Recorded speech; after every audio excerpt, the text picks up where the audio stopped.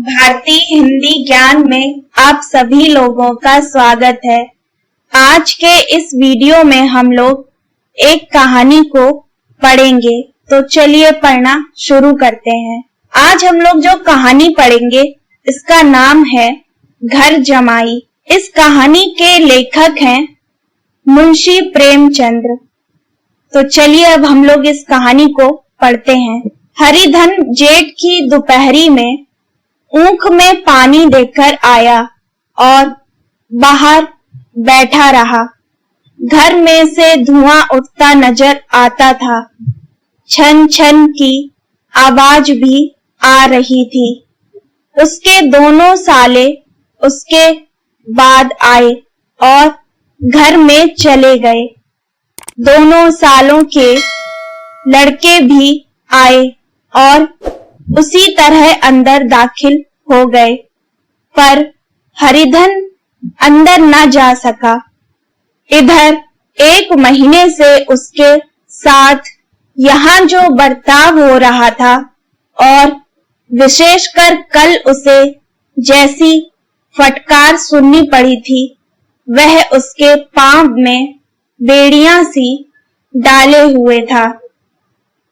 कल उसकी सास ही ने तो कहा था, मेरा जी तुमसे भर गया, मैं तुम्हारी जिंदगी का ठेका लिए बैठी हूँ क्या। और सबसे बढ़कर अपनी स्त्री की निष्ठुरता ने उसके हृदय के टुकड़े कर दिए थे। वह बैठी यह फटकार सुनती रही, पर एक बार भी तो उसके मुंह से ना निकला, अम्मा तुम क्यों इनका अपमान कर रही हो। बैठी गट-गट सुनती रही। शायद मेरी दुर्गति पर खुश हो रही थी। इस घर में वह कैसे जाए, फिर वही गालियां खाने, वही फटकार सुनने के लिए। और आज इस घर में जीवन के 10 साल गुजर जाने पर यह हाल हो रहा है। मैं किसी से कम काम नहीं करता हूँ। दोनों साले मीठी नींद सोते रहते हैं और मैं बैलों को सानी पानी देता हूँ, छाटी काटता हूँ। वहाँ सब लोग पल पल पर चिलम पीते हैं। मैं आंखें बंद किए अपने काम में लगा रहता हूँ। संध्या समय पर घर वाले गाने बजाने चले जाते हैं। मैं घड़ी रात तक गाय भैंसे दूहता हूँ। उसका यह पुरस्कार मिल रहा है कि कोई खाने को भी नहीं पूछता, उल्टे गालियां मिलती हैं। उसकी स्त्री घर से डोल लेकर निकली और बोली, जरा इसे कुएं से खींच लो, एक बूंद पानी नहीं है। हरिधन ने डोल लिया और कुएं से पानी भर लाया। उसे जोर से भूख लगी हुई, समझा अब खाने को बुलाने आएगी। मगर स्त्री डोल लेकर अंदर गई तो वहीं की हो रही। हरिधन थका मांदा क्षुधा से व्याकुल पड़ा सो रहा। सहसा उसकी स्त्री गुमानी ने आकर उसे जगाया। हरिधन ने पड़े पड़े ही कहा, क्या है, क्या पड़ा भी ना रहने देगी या और पानी चाहिए। गुमानी कटु स्वर में बोली, गुर्राते क्यों हो, खाने को बुलाने आई हूँ। हरिधन ने देखा उसके दोनों साले और बड़े साले के दोनों लड़के भोजन किए चले जा रहे हैं। उसकी देह में आग लग गई।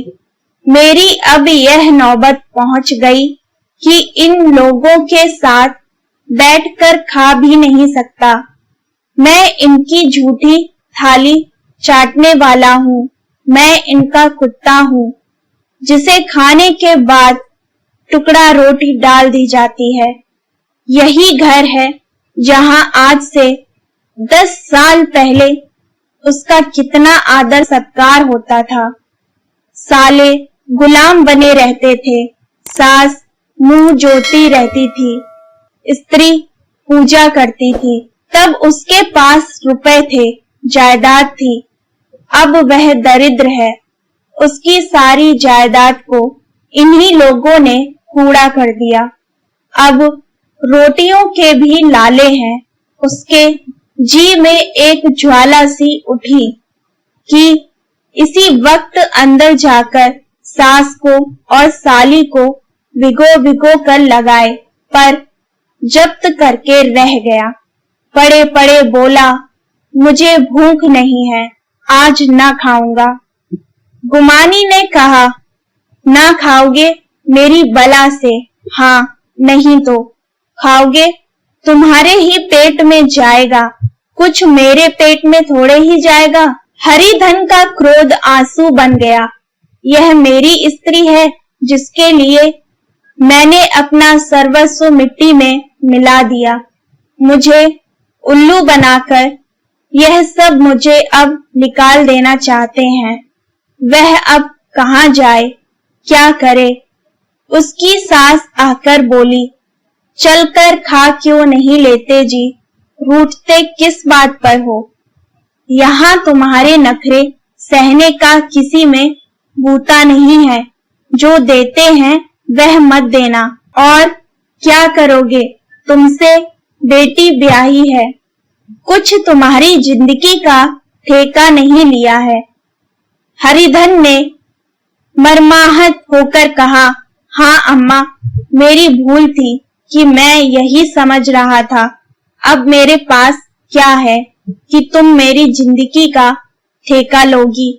जब मेरे पास धन भी था तब सब कुछ आता था। अब दरिद्र हूँ, तुम क्यों बात पूछोगी? बूढ़ी सास भी मुंह फुलाकर भीतर चली गई।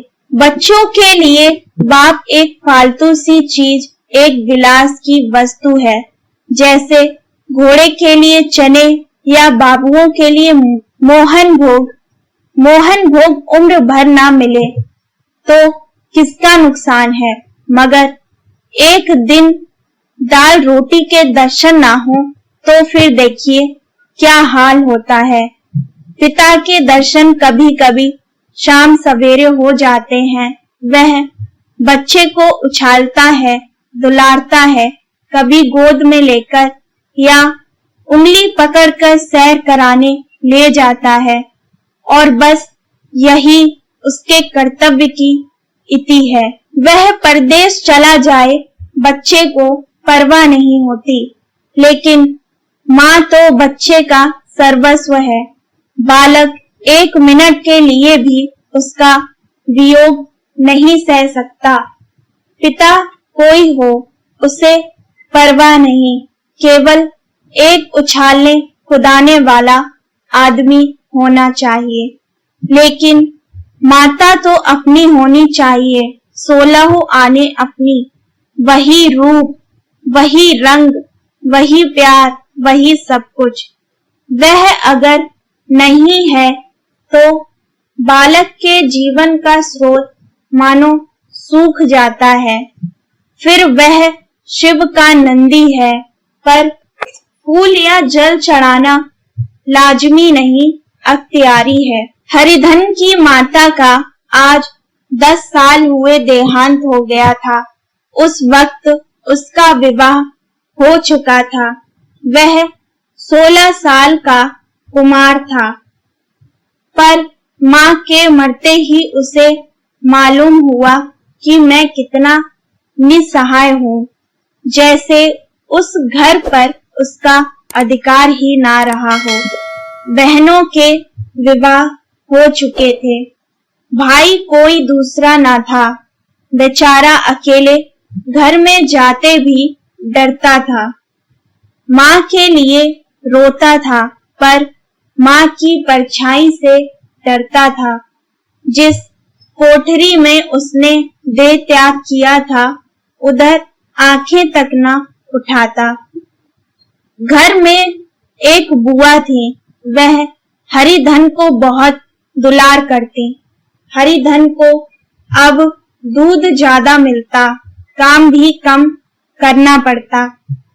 बुआ बार बार पूछती, बेटा कुछ खाओगे? बाप भी अब उसे ज्यादा प्यार करते।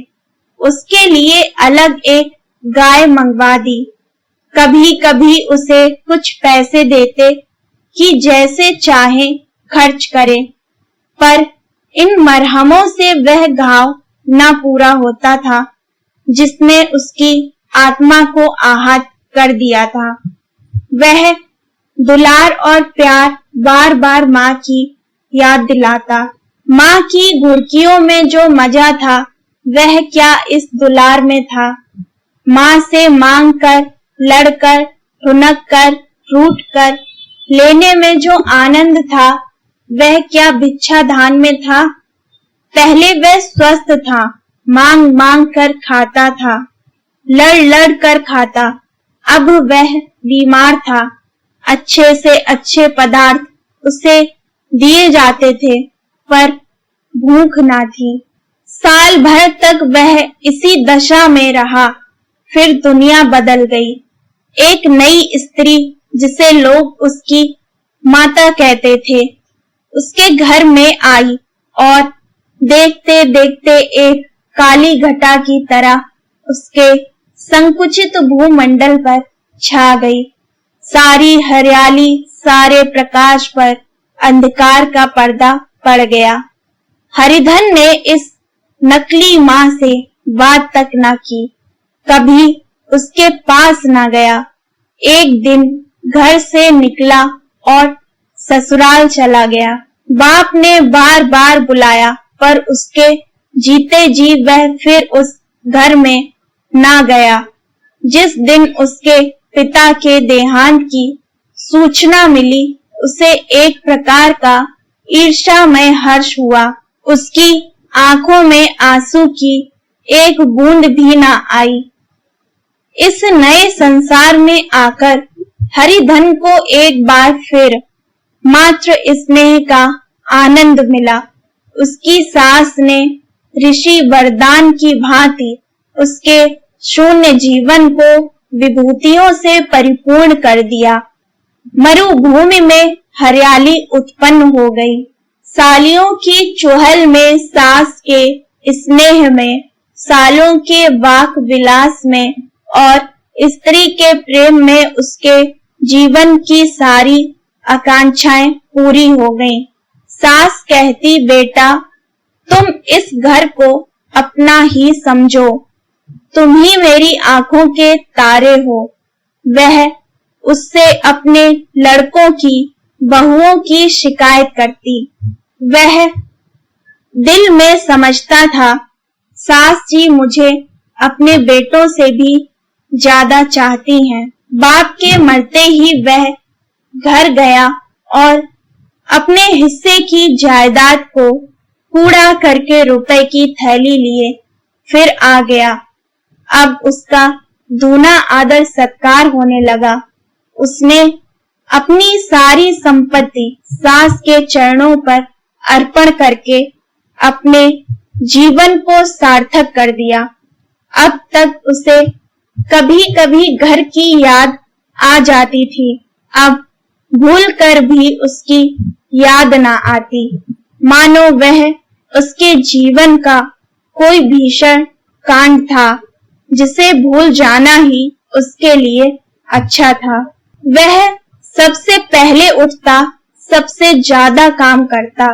उसका मनोयोग, उसका परिश्रम देखकर गांव के लोग दांतों उंगली दबाते थे।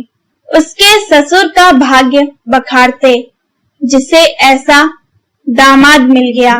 लेकिन ज्यों ज्यों दिन गुजरते गए उसका मान सम्मान घटता गया। पहले देवता था, फिर घर का आदमी, अंत में घर का दास हो गया। रोटियों में भी बाधा पड़ गई, अपमान होने लगा। अगर घर के लोग भूखों मरते और साथ ही उसे भी मरना पड़ता तो उसे जरा भी शिकायत ना होती। लेकिन जब वह देखता और लोग मूंछों पर ताव दे रहे हैं।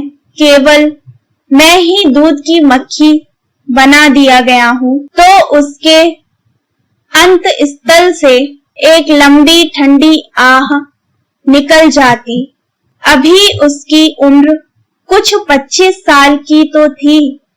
इतनी उम्र इस घर में कैसे गुजरेगी? और तो और उसकी स्त्री ने भी आंखें फेर ली।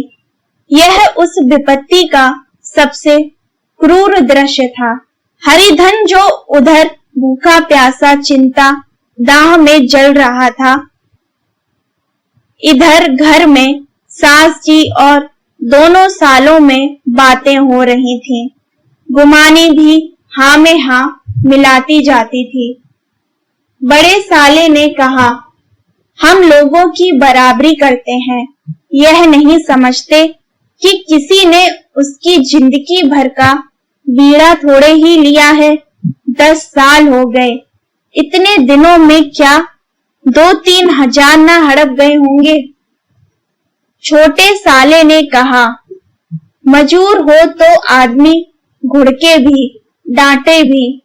अब इनसे कोई क्या कहे, न जाने इनसे कब पिंड छूटेगा भी या नहीं। अपने दिल में समझते होंगे मैंने 2000 रुपए नहीं दिए हैं। यह नहीं समझते कि उनके 2000 रुपए कब के उड़ चुके हैं। 1.25 सेर तो 1 जून को चाहिए। सास गंभीर भाव से बोली, बड़ी भारी खुराक है। गुमानी माता के सिर से जू निकाल रही थी। सुलगते हुए हृदय से बोली, उस आदमी को खाने के सिवा और काम ही क्या रहता है। बड़े साले ने कहा, खाने की कोई बात नहीं है, जिसको जितनी भूख हो उतना खाए, लेकिन कुछ पैदा करना चाहिए। यह नहीं समझते कि पहुनई में किसी के दिन कटे हैं। छोटे साले ने कहा, मैं तो एक दिन कह दूंगा, अब आप अपनी राह लीजिए, आपका कर्जा नहीं खाया है। गुमानी घर वालों की ऐसी ऐसी बातें सुनकर अपने पति से द्वेष करने लगी थी। अगर वह बाहर से 4 पैसे लाता तो इस घर में उसका कितना मान सम्मान होता। वह भी रानी बनकर रहती। न जाने क्यों कहीं बाहर जाकर कमाते उसकी नानी मरती है। गुमानी की मनोवृत्तियां अभी तक बिल्कुल बालपन की सी थीं। उसका अपना कोई घर न था। उसी घर का हित अहित उसके लिए भी प्रधान था। वह भी उन्हीं शब्दों में विचार करती, इस समस्या को उन्हीं आंखों से देखती जैसे उसके घर वाले देखते थे। सच तो है, 2000 रुपए में क्या किसी को मोल ले लेंगे। 10 साल में 2000 रुपए होते ही क्या है। 200 ही तो साल भर के हुए। क्या 2 आदमी साल भर में 200 भी ना खाएंगे। फिर कपड़े लत्ते, दूध घी सब कुछ तो है। 10 साल हो गए, एक पीतल का छल्ला नहीं बना। घर से निकलते तो जैसे इनके प्राण निकलते हैं। जानते हैं जैसे पहले पूजा होती थी वैसे ही जन्म भर होती रहेगी। यह नहीं सोचते कि पहले और बात थी, अब और बात है। बहू ही पहले ससुराल जाती है तो उसका कितना महत्व होता है। उसके डोली से उतरते ही बाजे बजते हैं। गांव मोहल्ले की औरतें उसका मुंह देखने आती हैं और रुपए देती हैं। महीनों उसे घर भर से अच्छा खाने को मिलता है, अच्छा पहनने को कोई काम नहीं लिया जाता। लेकिन 6 महीने बाद कोई उसकी बात भी नहीं पूछता। उसके घर में मेरी तो वही गति होती। फिर काहे का रोना, जो यह कहो कि मैं तो काम करता हूँ, तो तुम्हारी भूल है। मजूर और बात है, उसे आदमी डांटता भी है, मारता भी है। जब चाहता है रखता है, जब जी चाहता है निकाल देता है, कस कर काम लेता है। यह नहीं कि जब जी में आया कुछ काम लिया, जब जी में आया पढ़कर सो रहे। हरिधन भी पड़ा अंदर ही अंदर सुलग रहा था कि दोनों साले बाहर आए और बड़े साहब बोले, भैया उठो, तीसरा पहर ढल गया, कब तक सोते रहोगे? सारा खेत पड़ा है। हरिधन चट से उठ बैठा और तीव्र स्वर में बोला, क्या तुम लोगों ने मुझे उल्लू समझ लिया है? दोनों साले हक्का बक्का हो गए। जिस आदमी ने कभी जबान नहीं खोली, हमेशा गुलामों की तरह हाथ बांधे हाजिर रहा, वह आज एकाएक इतना आत्माभिमानी हो गया। यह उनको चौंका देने के लिए काफी था। कुछ जवाब न सूझा। हरिधन ने देखा इन दोनों के कदम उखड़ गए हैं, तो एक धक्का और देने की प्रबल इच्छा को न रोक सका।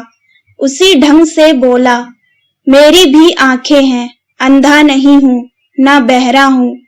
छाती फाड़कर काम करूं और उस पर भी कुत्ता समझा जाऊं, ऐसे गधे कहीं और होंगे।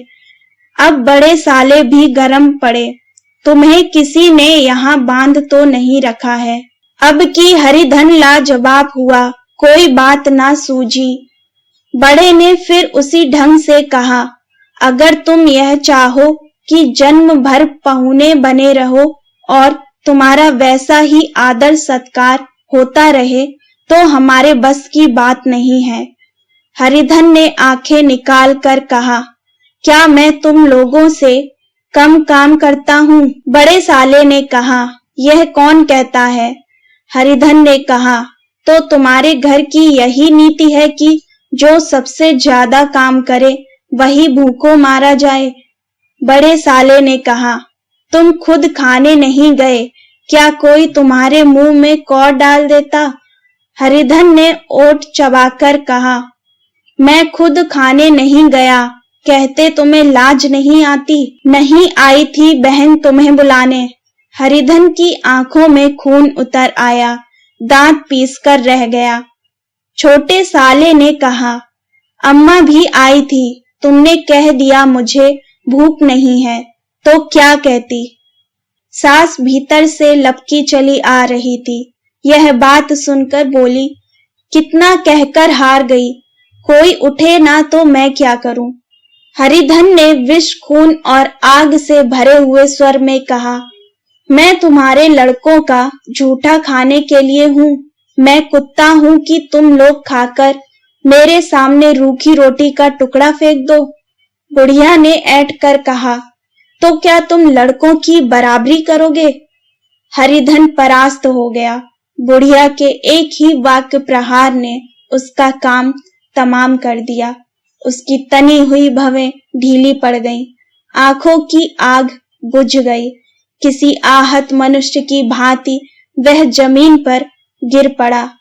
क्या तुम मेरे लड़कों की बराबरी करोगे? यह वाक्य एक लंबे भाले की तरह उसके हृदय में चुभता चला जाता था। ना हृदय का अंत था, ना उस भाले का। सारे घर ने खाया, सास ने मनाया, सालियों ने मनाया, ससुर ने मनाया, दोनों साले मनाकर हार गए। हरिधन ना उठा। वह द्वार पर एक टाट पड़ा था, उसे उठाकर सबसे अलग कुएं पर ले गया और जगत पर बिछाकर पड़ा रहा। रात भीग चुकी थी। अनंत आकाश में उज्जवल तारे बालकों की भांति क्रीड़ा कर रहे थे। कोई नाचता था, कोई उछलता था, कोई हंसता था, कोई आंखें मीच कर फिर खोल देता था। रह रह कर कोई साहसी बालक सपाटा भरकर एक पल में उस विस्तृत क्षेत्र को पार कर लेता था और न जाने कहां छिप जाता था। हरिधन को अपना बचपन याद आया जब वह भी इसी तरह क्रीड़ा करता था। उसकी बाल स्मृतियां उन्हीं चमकीले तारों की भांति प्रज्वलित हो गईं। वह अपना छोटा सा घर, वह आम का बाग जहां वह कैरियां चुना करता था, वह मैदान जहां कबड्डी खेला करता था, सब उसको याद आने लगे। फिर अपनी स्नेहमयी माता की सदैव मूर्ति उसके सामने खड़ी हो गई। उन आंखों में कितनी करुणा थी, कितनी दया थी। उसे ऐसे जान पड़ा मानो माता की आंखों में आंसू भरे उसे छाती से लगा लेने के लिए हाथ फैलाए उसकी ओर चली आ रही हैं। वह उस मधुर भावना में अपने को भूल गया। ऐसा जान पड़ा मानो माता ने उसे छाती से लगा लिया है और उसके सिर पर हाथ फेर रही हैं। वह रोने लगा, फूट फूट कर रोने लगा। उसकी आत्मसम्मोहित दशा में उसके मुंह से यह शब्द निकले, अम्मा तुमने मुझे इतना भुला दिया। देखो तुम्हारे प्यारे लाल की क्या दशा हो रही है। कोई उसे पानी को भी नहीं पूछता। क्या जहां तुम हो वहां मेरे लिए जगह नहीं है? सहसा गुमानी ने आकर पुकारा, क्या सो गए तुम? ऐसी भी क्या राक्षसी नींद? चलकर खा क्यों नहीं लेते? कब तक कोई तुम्हारे लिए बैठा रहे? हरिधन उस कल्पना जगत से क्रूर प्रत्यक्ष में आ गया। वही कुएं की जगत थी, वही फटा हुआ टाट और गुमानी सामने खड़ी कह रही थी, कब तक कोई तुम्हारे लिए बैठा रहे। हरिधन उठ बैठा और मानो तलवार मयान से निकाल कर बोला, भला तुम्हें मेरी सुध तो आई? मैंने कह तो दिया था मुझे भूख नहीं है। गुमानी ने कहा, तो कितने दिन तक न खाओगे? अब इस घर का पानी भी न पीऊंगा। तुझे मेरे साथ चलना है या नहीं? दृढ़ संकल्प से भरे हुए इन शब्दों को सुनकर गुमानी सहम उठी। बोली, कहाँ जा रहे हो? हरिधन ने मानो नशे में कहा, तुझे इससे क्या मतलब? मेरे साथ चलेगी या नहीं? फिर पीछे से ना कहना, मुझसे कहा नहीं। गुमानी आपत्ति के भाव से बोली, तुम बताते क्यों नहीं कहाँ जा रहे हो?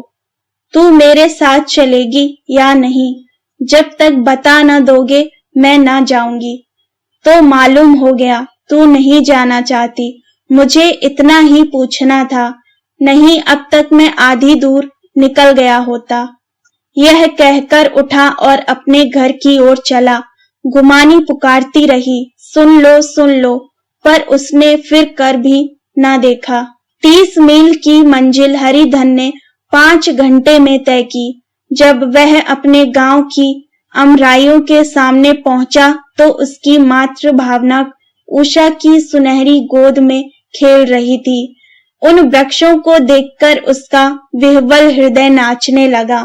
मंदिर का सुनहरा कलश देखकर वह इस तरह दौड़ा मानो एक छलांग में उसके ऊपर जा पहुंचेगा। वह वेग में दौड़ा जा रहा था मानो उसकी माता गोद फैलाए उसे बुला रही हो। जब वह आमों के बाग में पहुंचा, जहां डालियों पर बैठकर वह हाथी की सवारी का आनंद पाता था, जहां के कच्चे बेरों में एक स्वर्गीय स्वाद था, तो वह बैठ गया और भूमि पर सिर झुकाकर रोने लगा, मानो अपनी माता को अपनी विपत्ति कथा सुना रहा हो। वहां की वायु में, वहां के प्रकाश में मानो उसकी विराट रूपणी माता व्याप्त हो रही थी। वहां की अंगुल अंगुल भूमि माता के पद चिन्हों से पवित्र थी। माता के स्नेह में डूबे हुए शब्द अभी तक मानो आकाश में गूंज रहे थे। इस वायु और इस आकाश में न जाने कौन सी संजीवनी थी जिसने उसके शोकार्त हृदय को फिर बालोत्साह से भर दिया। वह एक पेड़ पर चढ़ गया और अधर से आम तोड़ तोड़ कर खाने लगा। सास के वह कठोर शब्द स्त्री का वह निष्ठुर आघात, वह सारा अपमान उसे भूल गया। उसके पांव फूल गए थे, तलवों में जलन हो रही थी, पर इस आनंद में उसे किसी बात का ध्यान ना था। सहसा रखवाले ने पुकारा, वह कौन ऊपर चढ़ा है रे? उतर अभी, नहीं तो ऐसा पत्थर खींच कर मारूंगा कि वहीं ठंडे हो जाओगे। उसने कई गालियां भी दी। इस फटकार और इन गालियों में इस समय हरिधन को अलौकिक आनंद मिल रहा था। वह डालियों में छिप गया, कई आम काट काट नीचे गिराए और जोर से हंसा। ऐसी उल्लास से भरी हुई हंसी उसने बहुत दिन से ना हंसी थी। रखवाले को यह हंसी परिचित मालूम हुई, मगर हरिधन यहाँ कहाँ? वह ससुराल की रोटियां तोड़ रहा है। कैसा हंसोड़ा था, कितना चिविल्ला, न जाने बेचारे का क्या हाल हुआ। पेड़ की डाल से तालाब में कूद पड़ता था। अब गांव में ऐसा कौन है? डांट कर बोला, वहां से बैठे बैठे हंसोगे तो आकर सारी हंसी निकाल दूंगा, नहीं तो सीधे उतर आओ। वह गालियां देते जा रहा था कि एक गुठली आकर उसके सिर पर लगी। सिर सहलाता हुआ बोला, यह कौन शैतान है? नहीं मानता? ठहर तो मैं आकर तेरी खबर लेता हूँ। उसने अपनी लकड़ी नीचे रख दी और बंदरों की तरह चटपट ऊपर चढ़ गया। देखा तो हरिधन बैठा मुस्कुरा रहा है। चकित होकर बोला, अरे हरिधन, तुम यहाँ कब आए? इस पेड़ पर कब से बैठे हो?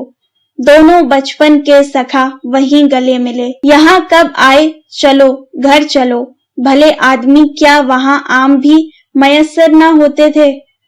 हरिधन ने मुस्कुराकर कहा, मंगरू, इन आमों में जो स्वाद है वह और कहीं के आमों में नहीं है। गांव का क्या रंग ढंग है। मंगरू ने कहा, सब चैन चान है भैया, तुमने तो जैसे नाता ही तोड़ लिया। इस तरह कोई अपना गांव घर छोड़ देता है? जब से तुम्हारे दादा मरे सारी गृहस्थी चौपट हो गई। दो छोटे छोटे लड़के हैं, उनके लिए क्या होता है? हरिधन ने कहा, अब उस गृहस्थी से क्या वास्ता है भाई, मैं तो अपना ले दे चुका। मजूरी तो मिलेगी ना? तुम्हारी गैया ही चरा दिया करूंगा, मुझे खाने को दे देना। मंगरू ने अविश्वास के भाव से कहा, अरे भैया, कैसी बातें करते हो? तुम्हारे लिए जान हाजिर है। क्या ससुराल में अब न रहोगे? कोई चिंता नहीं, पहले तो तुम्हारा घर ही है, उसे संभालो। छोटे छोटे बच्चे हैं, उनको पालो। तुम नई अम्मा के नाहक डरते थे, बड़ी सीधी है बेचारी, बस अपनी माँ समझो, तुम्हें पाकर तो निहाल हो जाएगी।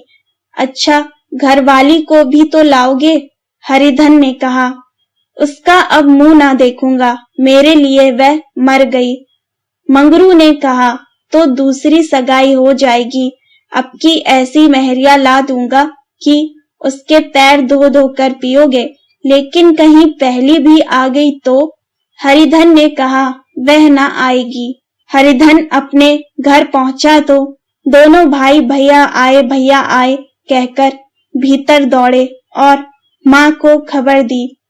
उस घर में कदम रखते ही हरिधन को ऐसी शांत महिमा का अनुभव हुआ, मानो वह अपनी माँ की गोद में बैठा हुआ है।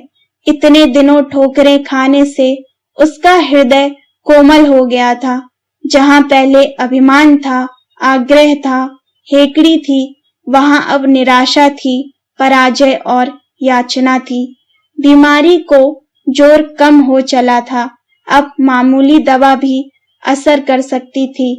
किले की दीवारें छिद चुकी थी, अब उसमें घुस जाना असहाय न था। वही घर जिससे वह एक दिन विरक्त हो गया था, अब गोद फैलाए उसे आश्रय देने को तैयार था। हरिधन का निरवलंब मन यह आश्रय पाकर मानो तृप्त हो गया। शाम को विमाता ने कहा, बेटा, तुम घर आ गए, हमारे धन्य भाग। अब इन बच्चों को पालो। माँ का नाता ना सही, बाप का नाता तो है ही। मुझे एक रोटी दे देना, खाकर एक कोने में पड़ी रहूंगी। तुम्हारी अम्मा से मेरी बहन का नाता है, उस नाते से तुम मेरे लड़के होते हो।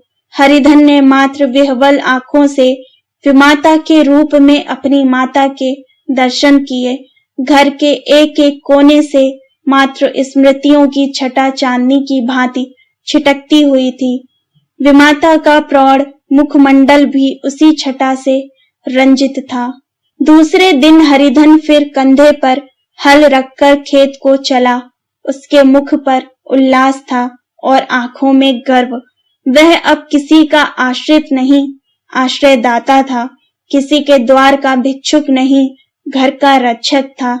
एक दिन उसने सुना गुमानी ने दूसरा घर कर लिया। माँ से बोला, तुमने सुना काकी, गुमानी ने घर कर लिया। काकी ने कहा, घर क्या कर लेगी, बिरादरी में ऐसा अंधेर, पंचायत नहीं अदालत तो है। हरिधर ने कहा, नहीं काकी, बहुत अच्छा हुआ, ला महावीर जी को लड्डू चढ़ा आऊं। मैं तो डर रहा था कहीं मेरे गले ना आ पड़े। भगवान ने मेरी सुन ली। मैं वहां से यही ठान कर चला था, अब उसका मुंह ना देखूंगा। आज हम लोगों ने मुंशी प्रेमचंद्र की कहानी घर जमाई को पढ़ा। अगर आप लोगों को ये वीडियो पसंद आया हो तो लाइक जरूर करिएगा और अपने सभी दोस्तों के साथ शेयर करिएगा।